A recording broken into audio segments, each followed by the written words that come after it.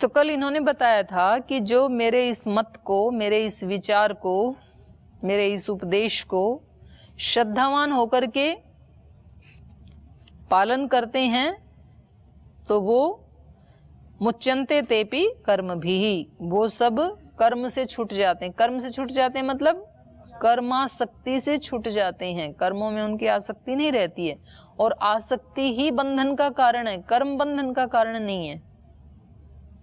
क्योंकि कर्म यदि बंधन का कारण हो तो सबसे पहले तो परमात्मा बंधेगा, हमारा नंबर बाद में आएगा।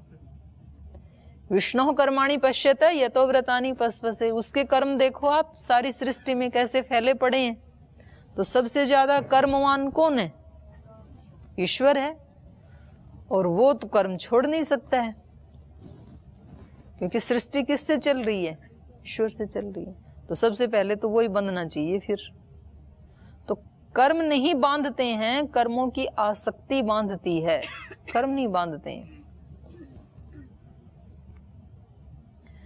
ये तो एतद अभ्यसूयन्तो नानुतिष्ठति मे मतम, और जो हमेशा निंदा करने में ही लगे रहते हैं और मेरे इस मत को स्वीकार नहीं करते हैं, वे सर्व ज्ञान विमूढ़ाः, सब प्रकार के ज्ञानों के लिए क्या है? वो मूढ़ हैं वो लोग। ऐसे मूढ़ तान नष्टान अचेतस विद्धिः, उनके सारे कर्म, उनकी सारी चेतना नष्ट हो गई, ऐसा तू जान। तान नष्टान अचेतसः, उनके सारे ज्ञान नष्ट हो गई, कर्म नहीं ज्ञान, उनके सब ज्ञान विज्ञान सारा नष्ट हो गया, क्योंकि वो मेरी बात सुनते ही नहीं है। तो वो तो उनका तो नाश होगा। नष्टान, उनका नाश हुआ जान तू। नष्टान विद्धि अचेतसः, वो जो मूढ़ आत्मा है, अज्ञानी आत्मा है। तो आगे फिर और बता रहे हैं। तो कहना क्या चाह रहे हैं यहाँ पर योगेश्वर भगवान कृष्ण कि भाई तू मेरी बात को मान ले, तेरे को नहीं पता है ना ठीक ठीक, तेरे को तो ज्ञान नहीं है क्या करना चाहिए क्या नहीं करना चाहिए, तो इसलिए मेरी बात मानेगा तो बच जाएगा। और मेरी बात का उल्लंघन करके यदि तू अपनी मनमर्जी करेगा तो जो मेरी बात को, मेरे मत को नहीं मानते हैं, उनको तू नष्ट हुआ समझ ले, तू नष्ट हो जाएगा, ऐसे कह रहे हैं। तो वो थोड़ा सा डर गया बेचारा। और एक बात कह रहे हैं उसको, बोले और सुन। तो फिर आगे कह रहे हैं सदृशम चेष्टते स्वस्या प्रकृति ज्ञानवान अपि। अर्जुन को कह रहे हैं अर्जुन एक बात और सुन, स्वस्या प्रकृति सदृशम चेष्टते, अपनी प्रकृति के समान ही, जैसी जिसकी प्रकृति है। यहाँ प्रकृति का मतलब है जो स्वभाव आदतें हमने बना ली हैं वो, एक ही जन्म में नहीं, पीछे के जन्मों से भी वही प्रवाह चला आ रहा है हमारा।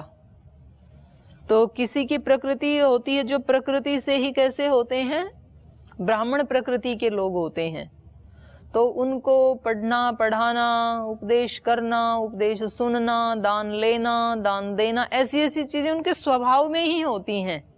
वो किसी भी कुल में पैदा हुए हों, जरूरी नहीं है वो ब्राह्मण कुल में पैदा हुए हों जन्म से इस शरीर में, पीछे से जो संस्कार उन्होंने बनाए हैं, जो लेके आए हैं। कुछ होते हैं कि जो स्वभाव से ही क्षत्रिय प्रवृत्ति के होते हैं। तो कभी ऐसा होता है कि जन्म तो ब्राह्मण कुल में पैदा हो गया, लेकिन वृत्ति कैसी है, न्याय के लिए लड़ने की, पराक्रम की, पुरुषार्थ की, मेहनत करने की। तो उनकी प्रकृति क्षत्रिय प्रवृत्ति है। कुछ फिर ऐसे लोग होते हैं कि जिनका दिमाग व्यापार आदि वाणिज्य में ज्यादा चलता है, तो भले ही वो किसी भी कुल में जन्म से पैदा हुए हों, तो वो ही उनकी प्रकृति, वो पीछे से वही संस्कार लेके आ रहे हैं, अनेक जन्मों में वही सब करते रहे हैं। वो इस बार इस शरीर का जन्म चाहे किसी भी कुल में हुआ हो। कुछ लोग होते हैं स्वभाव से ही सेवा परायण होते हैं, तो कुछ कुछ ब्राह्मण कुल में पैदा होके भी ऐसे विनम्र प्रकृति के होते हैं। गीता में सेवा करने वाले की बहुत महिमा, उसको बहुत श्रेष्ठ माना है, उसको निम्न नहीं माना है।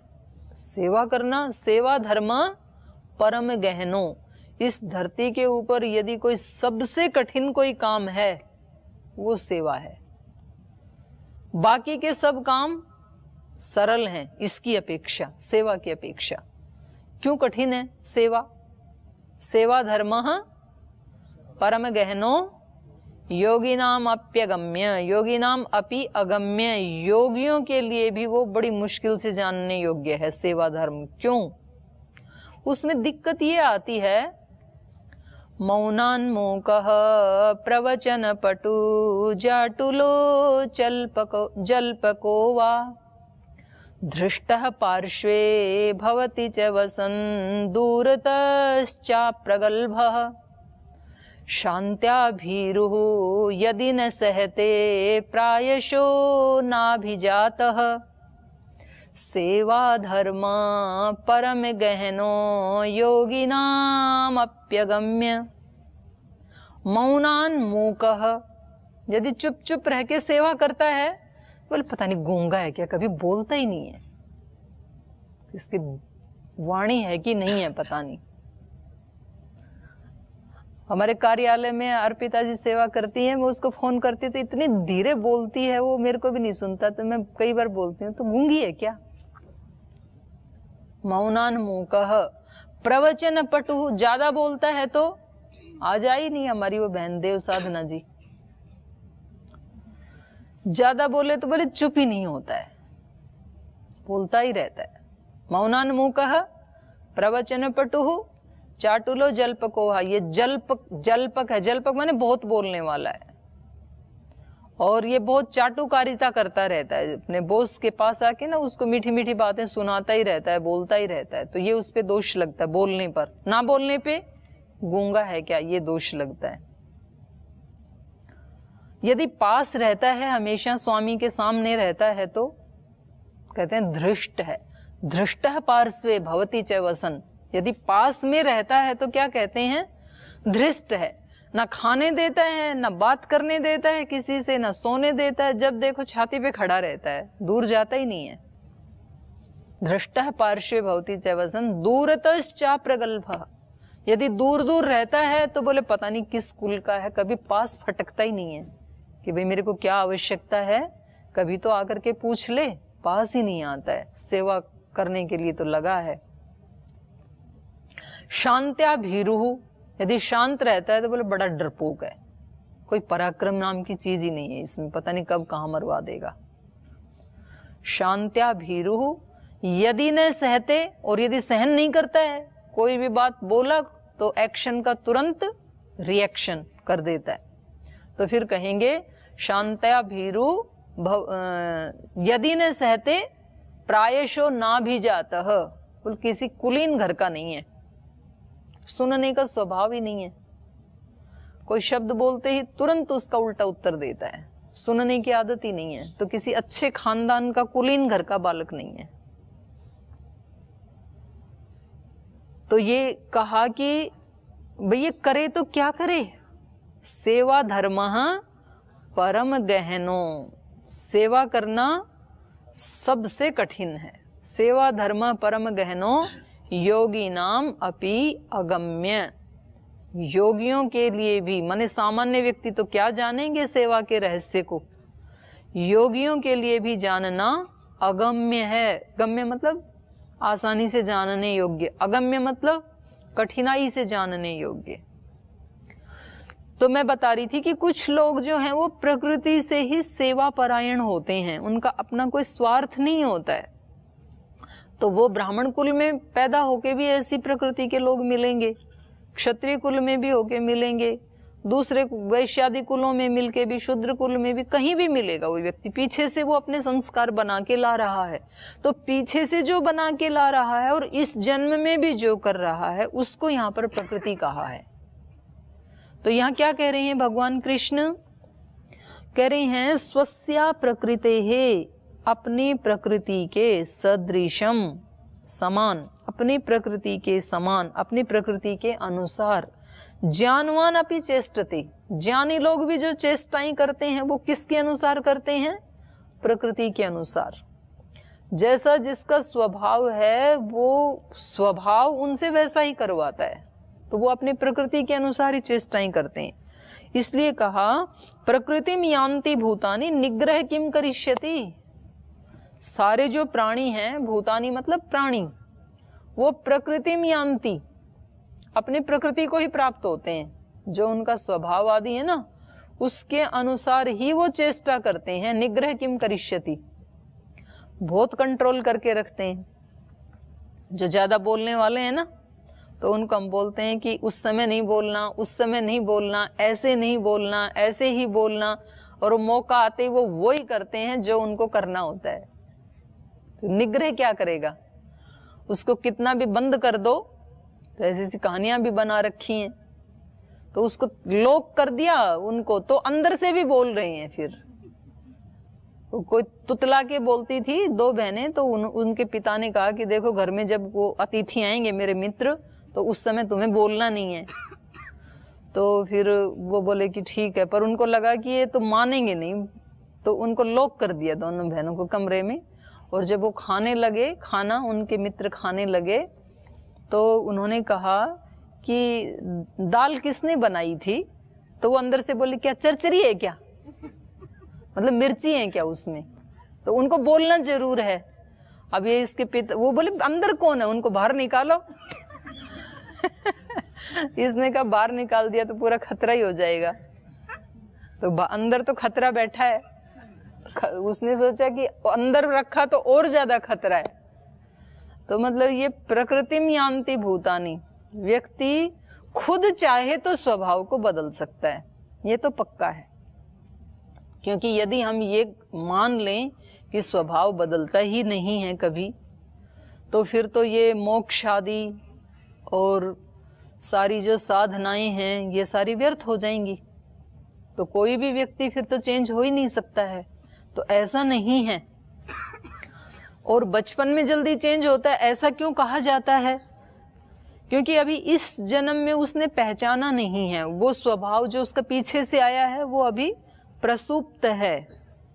जैसे कोई बीज बोते हैं ना हम, जैसे सूल का, कांटे का कोई बीज बोया हमने, और अब हमें पता है कि इसके ऊपर शूल ही आएंगे और वो बहुत तंग करेंगे। तो जब वो पूरा बड़ा पेड़ हो जाएगा तब तो उसको उखाड़ना हाथ से नामुमकिन है।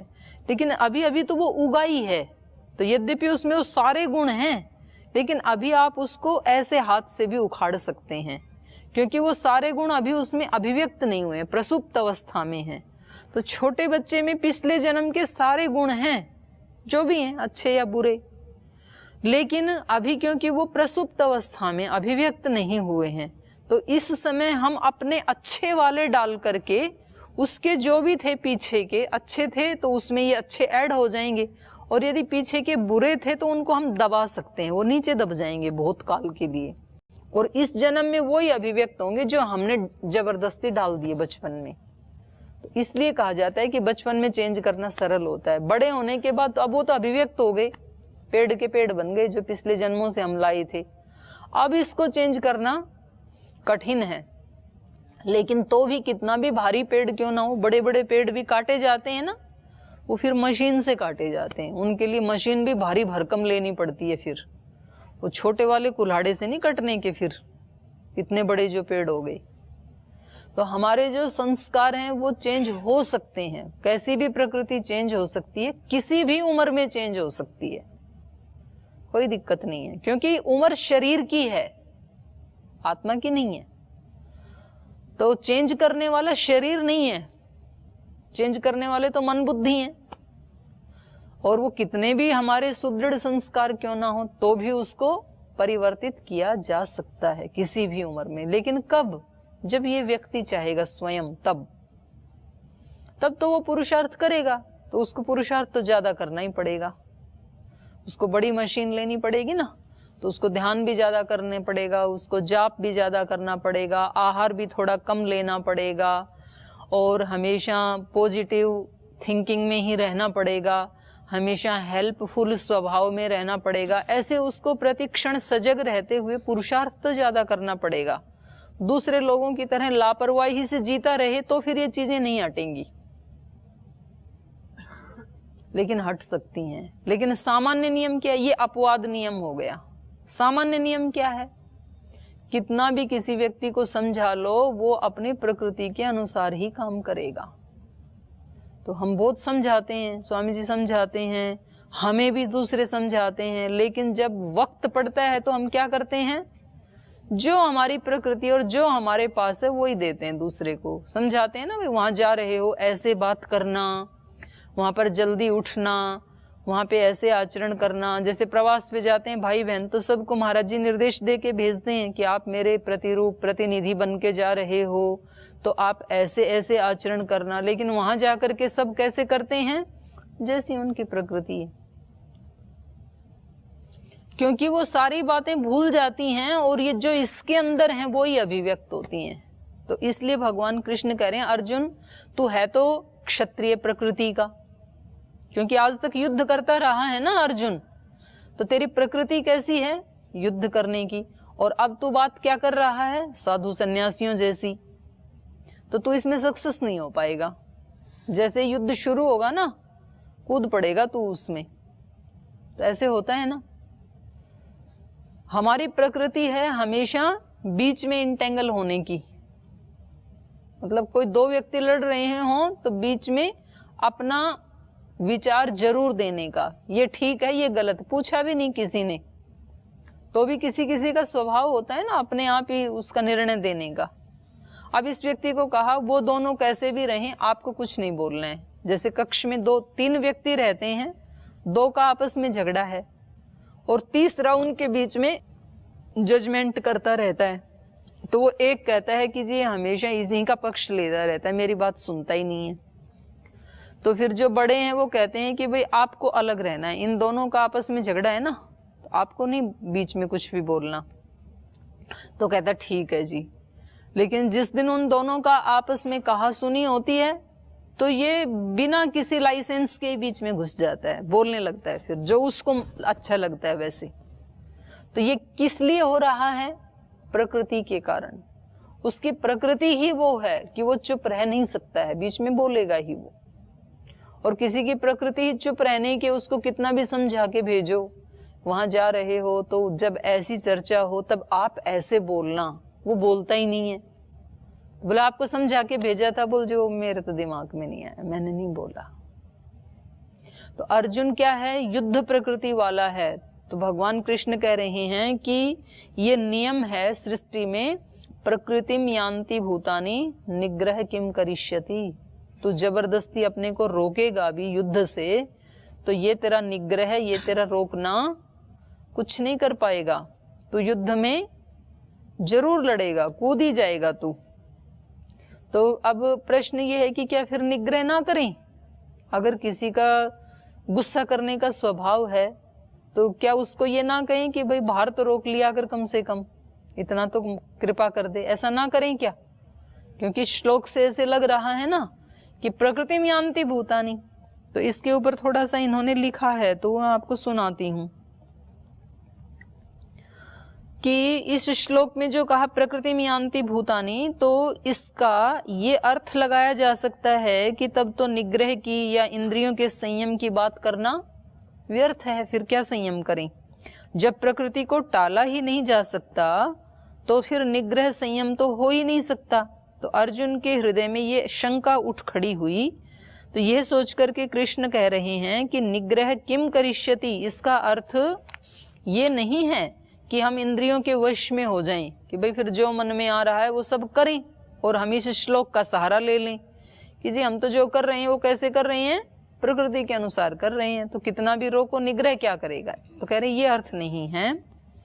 इंद्रियों को तो वश में करना ही होगा, आज तो रोकना ही होगा। इंद्रियों को वश में करते हुए अपने प्रकृति को समझकर उसके अनुकूल चलना होगा। प्रकृति के अनुसार कर्म करें, लेकिन कर्म कैसे करें? योगस्थ होकर के। योगस्थ होने में जो जो चीजें बाधा देती हैं उनको तो हटाना ही पड़ेगा। जो विचार, जो भावनाएं, जो आचरण व्यवहार, जो वाणी आदि के दोष, जो जो उसमें बाधक बनते हैं अपनी प्रकृति के अनुसार कर्म करने में, उनको तो हटाना पड़ेगा। अब सबकी प्रकृति अलग है। जैसे मान लो क्षत्रिय है तो उसको तो युद्ध ही करना पड़ेगा, वो ही उसका स्वधर्म है। और कोई विद्वान है तो उसको पढ़ना, पढ़ाना, उपदेश देना, सुनना, ज्ञान वृद्धि करना, यही उसका स्वधर्म है। लेकिन अहिंसा आदि नियमों का पालन करना दोनों के लिए बराबर है। अहिंसा, सत्यस्थे, ब्रह्मचर्य, अपरिग्रह या शौच, संतोष, तप, स्वाध्याय, ईश्वर प्रणिधान या पवित्रता के भाव में रहना, शांत रहना, ये तो दोनों के लिए बराबर है। अपनी स्थिति में रहना, आत्मस्थ होकर के, योगस्थ होकर के, योगस्थ होकर के उसका वही धर्म है कि जब भी कोई देश के ऊपर शत्रु अटैक करे तो वो उसको अपनी स्थिति में रहते हुए उसको मारे। और इसका यही धर्म है कि ये अपने स्वरूप में रहते हुए अपने इस वाले कार्य का पालन करें। तो ऐसे ही वो तो जरूरी है, तो इतना निग्रह तो करना पड़ेगा। तो निग्रह का अर्थ है अपने स्वभाव के विरुद्ध चलना। अपने स्वभाव के विरुद्ध यदि हम चलते हैं तो उसको निग्रह कहेंगे।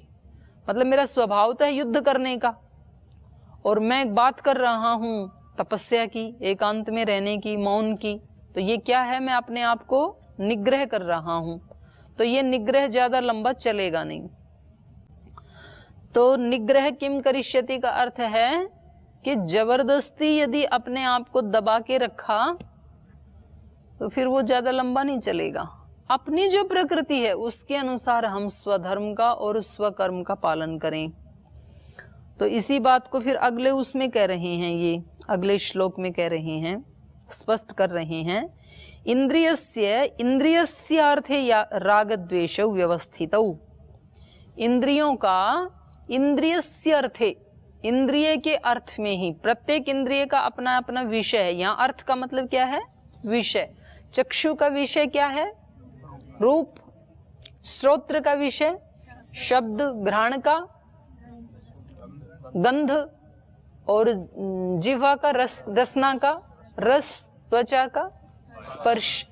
तो इसके अपने अपने जो इंद्रियों के विषय, उसी में राग द्वेष होता है।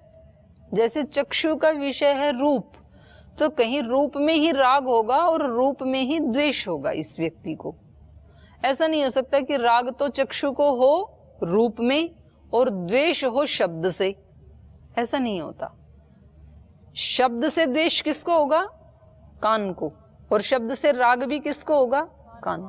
तो अपने ही इंद्रियों के जो विषय, उसी में राग और द्वेष दोनों होते हैं। जो मेरी आंख को अच्छा लगता है रूप, उसमें राग होगा। जो मेरी आंख को अच्छा नहीं लगता है उसमें द्वेष होगा। जो मेरे कान को शब्द अच्छे लगते हैं उसमें मेरा राग होगा। जो मेरे कानों को शब्द अच्छे नहीं लगते हैं उसमें मेरा द्वेष होगा।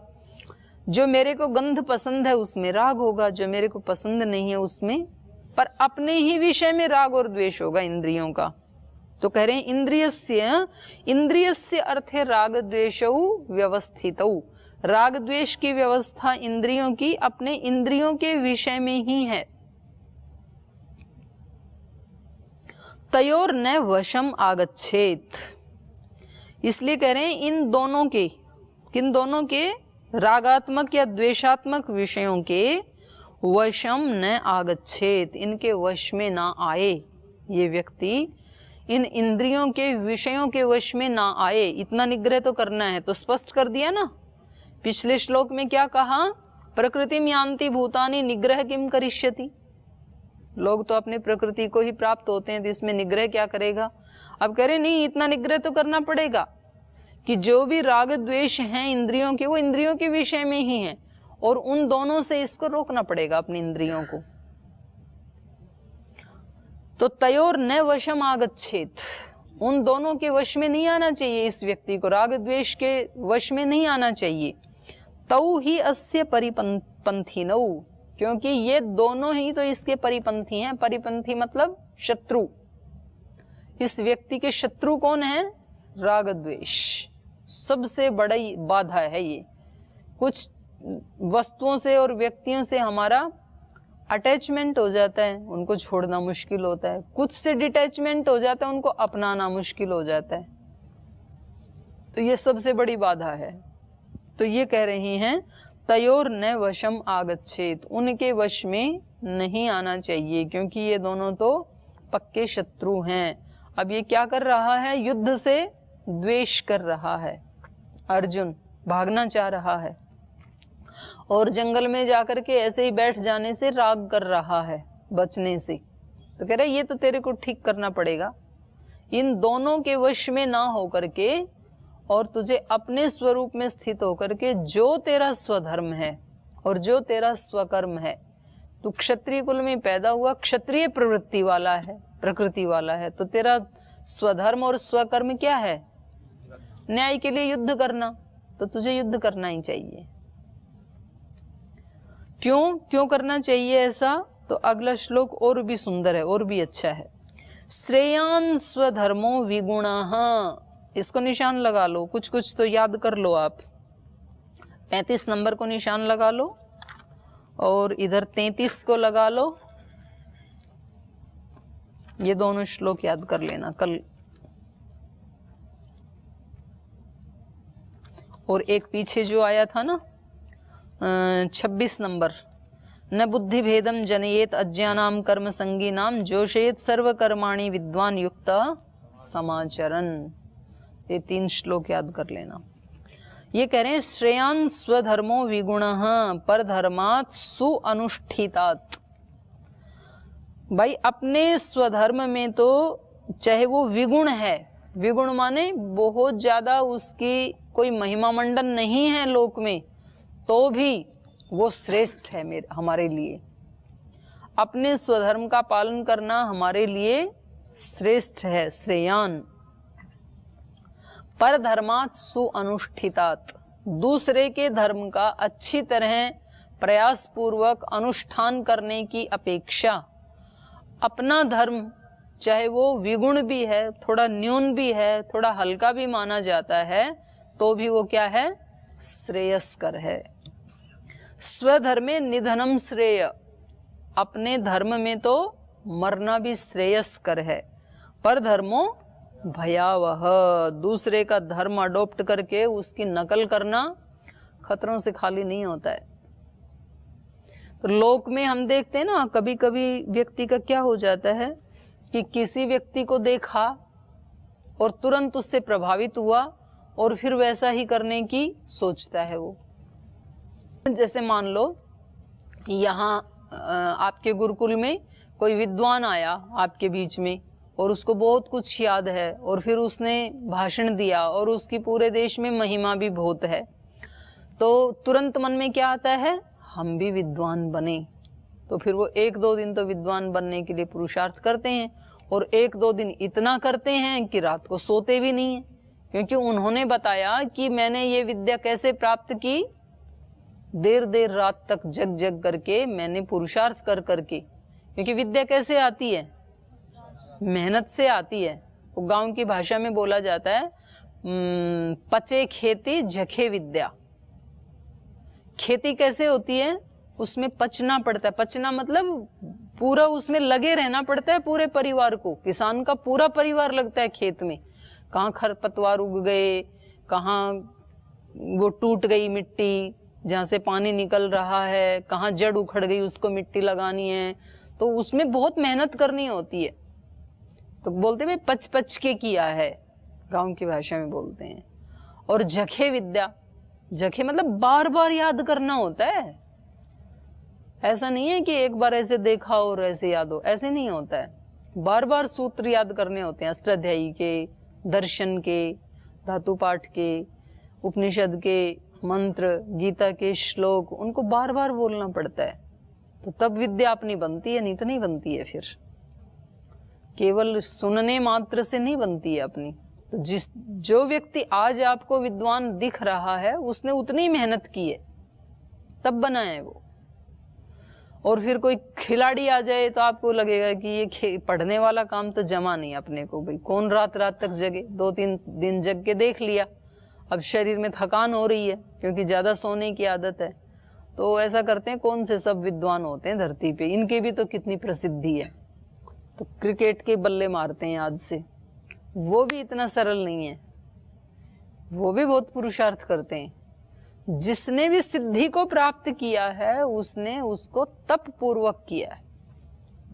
तप के बिना कोई सिद्धि नहीं मिलेगी, ना लोक की सिद्धि मिलेगी, ना लोकातीत परलोक की मिलेगी। आध्यात्मिक सिद्धि भी नहीं मिलेगी बिना पुरुषार्थ के, और लौकिक सिद्धि भी नहीं मिलेगी। जो इस लोक में कोई आईएएस बना है, आईपीएस बना है, कोई धनवान बना है, कोई गुणवान बना है, तो उसने तप किया है, ऐसे नहीं बना वो। और यदि कोई ऋषि बना है, कोई महर्षि बना है, जिसने अपने पूरी प्रकृति को जीत लिया है, तो वो भी कैसे बने हैं? पुरुषार्थ करके, तप करके बने। बिना तप और पुरुषार्थ के किसी भी लोक की सिद्धि नहीं मिलने की। कई कई तरीके से उन्होंने तप किया है। लोक में जैसे जिनको समृद्धि आज जैसे दिखती है पतंजलि की, तो ये कितनी दृष्टियों से पुरुषार्थ किया गया है। शिक्षा की दृष्टि से भी तप किया, तो आज एक मतलब शिक्षा का इतना बड़ा ये संस्थान है। फिर योग की दृष्टि से इतना तप किया, फिर स्वदेशी की दृष्टि से किया, संगठन की दृष्टि से किया। इतना बड़ा संगठन किसी के पास नहीं है आज, ना आध्यात्मिक, ना कोई पॉलिटिकल व्यक्ति के पास है। फिर ये इंफ्रास्ट्रक्चर के रूप में इतना पुरुषार्थ किया, तो हर दृष्टि से किया ना, तो फिर वो दिखाई देता है। ऐसे जो आध्यात्मिक व्यक्ति हैं, जिनके पास आध्यात्मिक ऐश्वर्य है, तो वो कितनी दृष्टि से पुरुषार्थ करते हैं? आहार की दृष्टि से पुरुषार्थ करते हैं, संयम रखते हैं आहार के ऊपर, सात्विक खाते हैं, थोड़ा खाते हैं, समय पर खाते हैं, उससे बाहर नहीं जाते हैं। जाप करते हैं, सुमरन करते हैं, ध्यान करते हैं, स्वाध्याय करते हैं, बातचीत करनी हो तब भी कम बोलते हैं, कभी किसी के बारे में क्रिटिसाइज नहीं करते हैं, ध्यान रखते हैं। नहीं तो व्यक्ति को लगता है मैं क्रिटिसाइज कहाँ कर रहा हूं, मैं तो सत्य बता रहा हूं, जो है वैसा ही तो बता रहा हूं। बता तो रहा है, पर तेरा क्या हाल हो रहा है उसको बताने से, वो व्यक्ति बचता है। तो सब तरफ से पुरुषार्थ किया, तब वो जाकर के कहीं सिद्ध योगी बन पाता है। नहीं तो व्यक्ति तो अपने दोषों को भी जस्टिफाई करता रहता है कि जी मैंने जो कहा वो ठीक ही तो कहा। अब चोर व्यक्ति को मैं चोर ना कहूं तो क्या कहूं? तो भाई ये जो है, ये डिबेट का विषय नहीं है आध्यात्मिक, कि आप डिबेट करके और अपने आप को ठीक सिद्ध कर दोगे और आप योगी बन जाओगे, ऐसा नहीं है। इसमें मतलब हेतु तर्क वितर्क से सिद्ध नहीं होगा ये। इसमें तो जो करना है उसको करना पड़ेगा। आपको यदि दूसरों की चर्चा से बचना है तो बचना पड़ेगा। आप उसमें ये हेतु नहीं दे सकते हैं कि जी मैं क्या करता, उसने ऐसा किया तो मुझे ऐसे बोलना ही था, जब वो ऐसा करते हैं तो हम ऐसे ना कहें तो क्या करें। ये आप हेतु नहीं दे सकते अध्यात्म में। आपको एक ही है कि वो नहीं करना, इधर से इधर नहीं जाना तो नहीं जाना। जा रहे हैं तो फिर हेतु किसको दोगे, किसको जस्टिफाई करोगे, किसके साथ चीटिंग करोगे? अपने आप से करोगे। दूसरे तो सुन लेंगे, फिर उनको कोई सेहत पे असर थोड़ी होता है, सुन के चले जाएंगे। नुकसान किसका है? और खुद को ही ठीक करना होता है, इसमें बाहर वाले कोई नहीं ठीक कर सकते हैं।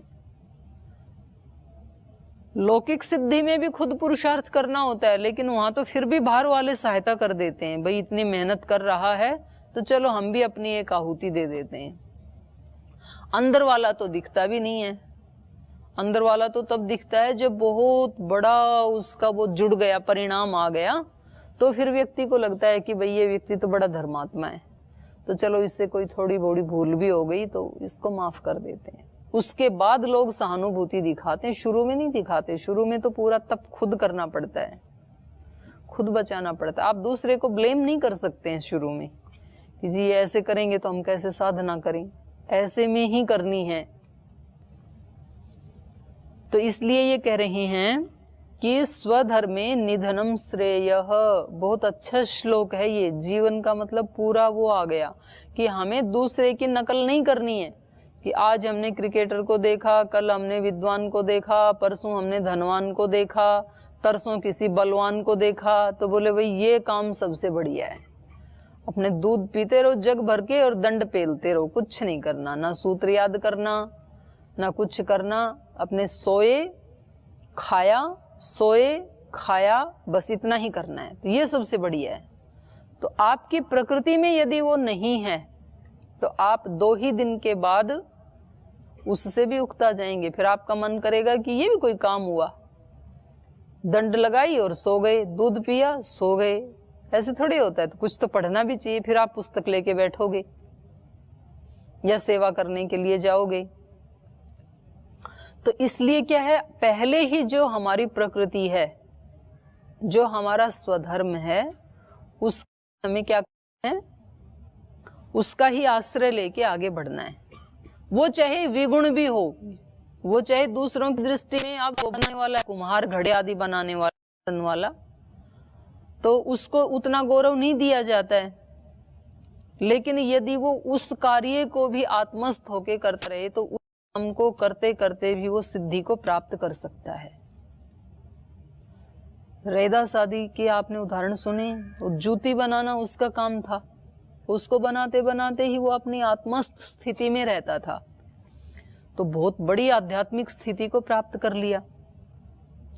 और जिनकी प्रकृति में आध्यात्मिकता थी ही नहीं, वो घर छोड़ करके साधु बन गए, लेकिन वहां जाके हिमालय की गुफाओं में भी बैठे बैठे चिंतन कर रहे हैं परिवार का ही, तो वो फिर आध्यात्मिक स्थिति को प्राप्त नहीं कर पाए, क्योंकि वो उनकी प्रकृति में नहीं था। तो इससे अच्छा था कि जो प्रकृति में था वो ही करके उसी मार्ग से आगे बढ़ते। तो इसलिए कहा श्रेयान स्वधर्मो विगुणः, स्वधर्म विगुण भी है यदि तो भी क्या है, वो श्रेष्ठ है। परधर्मात् सुअनुष्ठितात्, दूसरे के धर्म को अच्छी तरह अनुष्ठान करने की बजाय नकल करते हैं। तो फिर अभिनेता तो पूरे बनने की कोशिश करते हैं ना हम, पर उसको आप कितना भी अच्छे से कर लो तो भी वो आपका स्वभाव नहीं बनेगा, क्योंकि आप एक्टिंग कर रहे हैं। और एक्टिंग कितने दिन चलेगी? जितनी देर वो ड्रामा चलता है ना मंच पे, उतनी देर चलती है। फिर उसके नीचे उतरते ही तो वो सब उतार के फेंकना पड़ता है, व्यक्ति बोर हो जाता है। और वो जो भी वो मेकअप आदि किया था ना, उस सब को धोना पड़ता है तुरंत। तो यहाँ बच्चों को देखते हैं ना हम, आचार्य कुलम के छोटे बच्चे हैं, जब उनका पूरा हो जाता है प्ले, तो वहां जाके सबसे पहला काम यही करते हैं, ड्रेस उतार के फेंकते हैं और जो भी उनको लगाया था मेकअप उसको हटाते हैं, क्योंकि अपनी नेचुरल उसमें रहना ही सबसे ज्यादा सुखदायी है। उसमें कितनी देर रहेंगे, आर्टिफिशियल बन के कितनी देर रहेंगे। तो इसलिए कहा परधर्मात् सुअनुष्ठितात्, दूसरे के धर्म को अच्छी तरह एक्टिंग करने की बजाय स्वधर्मो विगुण श्रेयान, अपना धर्म विगुण होते हुए भी कल्याणकारी है, श्रेय है। स्वधर्मे निधनम श्रेय, और अपने धर्म का पालन करते करते यदि मृत्यु भी हो जाए तो वो भी क्या है, वो श्रेयस। परधर्मो भयावह, दूसरे के धर्म की नकल करना खतरों से खाली नहीं है। अब कोई सैनिक बोले कि क्या ये इतनी मार काट, मैं तो साधु बन जाता हूँ, और फिर वो साधु का वेश धारण करके कहीं बैठ भी जाए, कहीं वृक्ष आदि के नीचे, वहाँ पर कोई मंदिर आदि हो, वहाँ बैठ भी जाए और फिर उधर से अटैक हो, तो इसकी समाधि लगी थोड़ी रहेगी। मन में क्या आएगा, उड़ा दूं मैं, क्योंकि प्रकृति है, संस्कार में तो वो है ना। तो ना तो इधर समाधि लगी और नकल पूरी की कि नहीं मुझे उठना नहीं है, मुझे ऐसे ही बैठा रहना है। तो अब इसके चित्त की क्या स्थिति हो रही होगी, बड़ा भयावह है कि भाई अब इसे पहन तो लिया साधु का वस्त्र, पर ऐसी स्थिति में कितने दिन बैठा रहूंगा यहाँ मंदिर में, मुझे तो बार बार यहाँ युद्ध करने की इच्छा होती है। तो वो खतरों से खाली नहीं है दूसरे की नकल करना। और अपना धर्म यदि वो युद्ध करते करते शहीद भी हो जाए तो वो भी क्या है, उसके लिए स्वर्ग का द्वार खोलने वाला है। सारा लोक उसका जय जयकार करेगा, वे अपने धर्म के ऊपर उसने अपनी जान कुर्बान कर दी। तो दूसरे का उसको नकल नहीं करनी है। स्वधर्मे निधनम श्रेय, अपने धर्म का पालन करते हुए मृत्यु भी हो जाए तो श्रेष्ठ है। पर धर्मो भयावह, दूसरे के धर्म को अडॉप्ट करना बड़ा भयानक है। इस पे भी इन्होंने थोड़ा सा लिखा है, स्वधर्म पर अविचल रहना, इस पर गीता ने विशेष बल दिया है कि जो अपना स्वधर्म है उसके ऊपर हमें क्या रहना है, अविचल रहना है। स्वधर्म पालन का वर्णन करते हुए ही 18 से लेके 45 तक के जो श्लोक उसमें कहा, वहाँ 18 नंबर में कहा था स्वे स्वे कर्मणि अभिरतः संसिद्धिम लभते नर, अपने अपने कर्म में लगे रह कर के ही मनुष्य सिद्धि को प्राप्त करता है। स्वधर्म क्या है, स्वकर्म क्या है, परंतु वही करते रहें तो परलोक कैसे मिलेगा। मनुष्य चाहता है कि दुनियादारी भी करता रहे और भगवान को भी पाले। तो कह रहे हैं कि तभी तो सेठ साहूकार क्या करते हैं, दिन भर लोगों की जेब कतरते हैं, जो कल बात चल रही थी वही कह रहे हैं, और शाम को मंदिर में जाके घंटा घड़ियाल खड़खड़ाते हैं। गीता का कहना है कि ये रास्ता गलत है। तो सही रास्ता क्या है, दुनियादारी भी करते रहो और भगवान को भी पालो। इसका रास्ता है अपने काम को ही आध्यात्मिकता के रंग में रंग देना। जो कल हम कहानी की चर्चा कर रहे थे वो बात कह रहे हैं, अपना जो स्वधर्म है उसको करते हुए उसी को आध्यात्मिक बना लेना। जैसे रविदास ने अपने जूते बनाने को ही क्या बना लिया, भक्ति बना लिया, वही भक्ति है। शबरी ने झाड़ू लगाने को ही क्या बना लिया, आध्यात्मिक कर्म बना लिया। तो व्यावहारिक और पारमार्थिक के बीच में खड़ी हुई जो दीवार है इसको निकाल फेंकना है कि भाई ये मेरे आध्यात्मिक कर्म है, ये व्यावहारिक है। ऐसे नहीं करना, ये मेरी प्राइवेट लाइफ है, ये मेरी सोशल लाइफ है, ये मेरी स्पिरिचुअल लाइफ है। ऐसे पार्टीशन नहीं करना, सब एक ही है।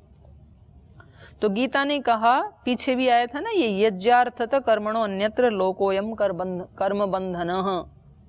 यज्ञ की भावना से अतिरिक्त जो कर्म किए जाएंगे वो बंधन के कारण बनेंगे। सारी सृष्टि भी कैसी रची है ईश्वर ने, यज्ञ, यज्ञ की भावना से, उपकार की भावना से, पर सेवा की भावना से, और इस सृष्टि के आप भी एक पार्ट हो। तो आपको भी कैसे कर्म करना है, यज्ञ की भावना से। तो यज्ञ की भावना से जितने कर्म है वो तो बंधन के कारण नहीं बनेंगे, और उसके अतिरिक्त जो कर्म है वो बाहर से देखने में श्रेष्ठ भी क्यों ना हो वो तो बंधन के कारण बनेंगे। तो जो भी कर्म करते हैं वो कैसे करें, यज्ञार्थ, भगवान को अर्पण करके करें। फिर कोई भी कर्म करें, चाहे वाणिज्य करें, व्यापार करें, डॉक्टरी करें, अध्ययन करें, स्वधर्म स्वकर्म कुछ भी क्यों ना हो वो कर्म आध्यात्मिक हो जाता है। तब संसारी व्यावहारिक जीवन में और आध्यात्मिक जीवन में भेद नहीं रहता। तब दुनियादारी का जीवन ही आध्यात्मिक जीवन हो जाता है, क्योंकि तब जो भी स्वधर्म और स्वकर्म किया जाता है वो स्वार्थ के लिए ना करके परार्थ के लिए किया जाता है। जब स्वधर्म और स्वकर्म के प्रति ये दृष्टि विकसित हो जाती है तो उसका व्यावहारिक रूप क्या होता है। कल्पना कीजिए, एक व्यापारी है और गीता के स्वधर्म और स्वकर्म का पालन करता हुआ यज्ञ की भावना से वो कर्म करता है, अर्थात खूब पैसे कमाता है, दिन रात अपने धंधे में लगा रहता है, खूब पैसा धन इकट्ठा किया उसने, कमरे के कमरे भर दिए धन से। लेकिन ये सब धन किसके लिए है, यज्ञार्थ, लोक संग्रह की भावना से उसने किया ये। तो भामाशाह जैसे सेठ भी, उनका कर्म क्या हो गया, यज्ञार्थ। जब देश पे आपत्ति आई तो महाराणा प्रताप के पास गए ना भामाशाह, बहुत सारा धन लेकर के, फिर उन्होंने एक सेना बनाई उस धन से जंगल में रहते हुए, और फिर दोबारा युद्ध किया। तो उनका वो निठल्ले रहना तो पाप हो जाता, और जो उन्होंने धन कमाया वो अपने लिए नहीं कमाया, देश और धर्म की रक्षा के लिए कमाया। तो वो धन कमाना भी क्या हो गया, आध्यात्मिक कर्म हो गया। फिर ऐसे ही किसान का है, तो कह रहे हैं कि जो अपने लिए इस्तेमाल नहीं करेगा, अपने इस्तेमाल में जो कुछ आएगा उसका बचा हुआ देश राष्ट्र के हित में लगाएगा। ये व्यापारी अगर प्रकृति के प्रतिकूल भगवा वस्त्र पहन करके साधु बन जाए तो भगवान के निकट तो इतनी शीघ्रता से नहीं पहुंचेगा जितनी शीघ्रता से वो स्वधर्म और स्वकर्म का पालन करता हुआ, रात दिन व्यापार में लगा हुआ, रुपए पैसे कमाता हुआ, उस पैसे को देश और राष्ट्र की सेवा में अर्पित करता हुआ वो ज्यादा जल्दी पहुंच जाएगा। इसलिए कहा कि स्वधर्मः श्रेयान विगुण अपि। तो गीता जो है, गीता की परिभाषा में स्वधर्म और स्वकर्म का इस प्रकार पालन करने वाला व्यापारी जो अपना सब काम धंधा यज्ञार्थ करता है वो आध्यात्मिक पुरुष है, वो योगी है, वो साधु है। तो ये इन्होंने इसकी बात बताई श्रेयान की। अभी थोड़ा सा ये और भी कल भी इस पे बताएंगे, तो इसकी चर्चा कल करेंगे। अभी पाठ को विराम देते हैं। ओ